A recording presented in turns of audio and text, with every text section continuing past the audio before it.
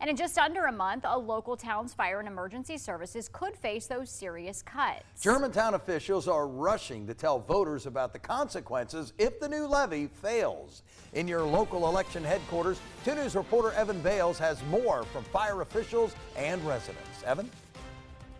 Brooke, Jack, on May 6th, Germantown residents will go to the polls and decide the fate of their fire department. I talked with the chief today, who tells me that nearly half of the department's funding is at stake if it doesn't pass.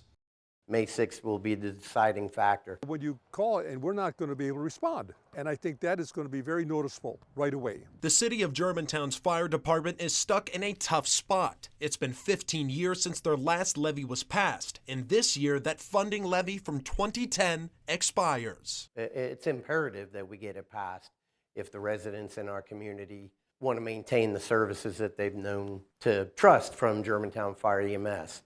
If it doesn't pass, we're going to have to cut manpower. We may even have to cut the hours that the station is operating, none of which is beneficial to our community. This would be a big setback for our community.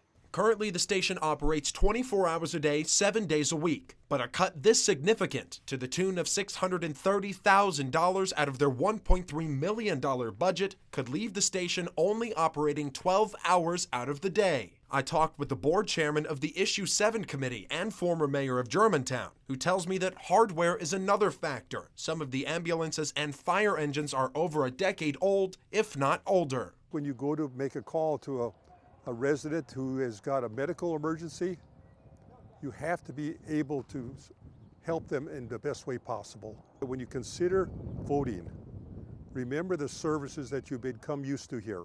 I spoke with the owner of the Florentine, a restaurant that's been in the city for over 200 years, and tells me fire response time is a top concern, but understands why people are saying no to new taxes. We've had a lot of new taxes that have come up election year after election year after election year. At some point, somebody's not going to get a levy passed. At some point, we get tired of getting taxed, but you don't necessarily throw the baby out with the bathwater. If you have something that is a good service, it's required, it's needed, and good stewards of the money, then sometimes we have to say yes to a new tax.